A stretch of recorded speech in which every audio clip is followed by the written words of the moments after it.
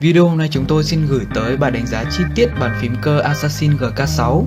Cho dù bạn là một game thủ đích thực hay là người dùng phổ thông thì cũng đừng bỏ qua dòng sản phẩm chất lượng như chiếc Assassin GK6 này, bởi vì chiếc bàn phím có thể nâng tầm và mang lại trải nghiệm tốt hơn cho người sử dụng.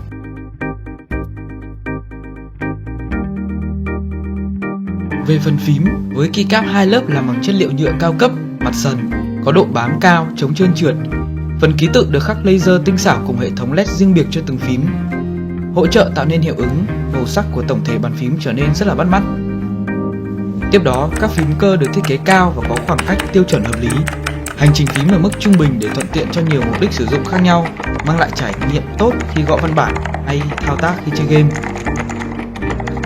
Bàn phím sử dụng Blue Switch cải tiến có chức năng thay keycap lẫn switch một cách đơn giản, rất dễ dàng để sửa chữa cũng như thuận tiện cho những bạn thích mày mò để cá nhân hóa chiếc bàn phím của mình. Tuổi thọ của từng phím khá cao, lên tới 50 triệu lượt click. Ở trải nghiệm thực tế chơi game, bạn có thể thao tác nhanh liên tục mà không sợ kẹt phím. Các lượt click dứt khoát, đáp ứng các tiêu chuẩn khắt khe của một gaming keyboard, từ âm thanh đến độ nảy của keycap. Chính việc sử dụng Blue Switch nên bàn phím cũng tạo ra âm thanh clicky rất đặc trưng khi gõ phím. Phần đèn LED có độ sáng trung bình, không bị tràn sáng quá nhiều mặc dù thiết kế hở nửa dưới của phần trục cơ. Màu sắc thể hiện rõ ràng, bắt mắt, có thể khiến bạn mê mẩn ngay từ lần nhìn đầu tiên.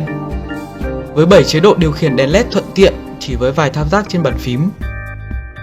Tất cả bao gồm có các chế độ như Static, Breathing, Light Running, Spreading, Wave, Single Key và Game Mode. Hệ thống LED kết hợp với thiết kế bắt mắt như vậy chắc chắn sẽ làm nổi bật góc gaming, toát lên được cái chất công nghệ cũng như cá tính của bạn.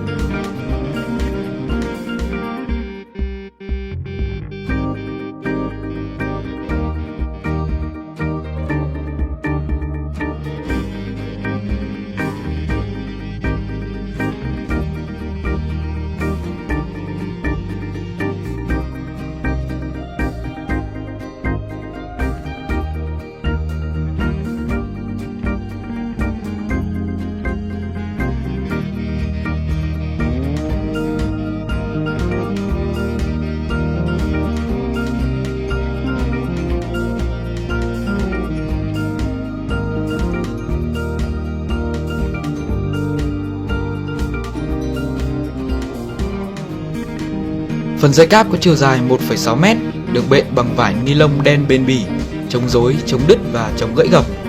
Chuẩn giao tiếp USB 2.0 với phần đầu được mạ vàng chống oxy hóa làm ổn định tín hiệu của bàn phím.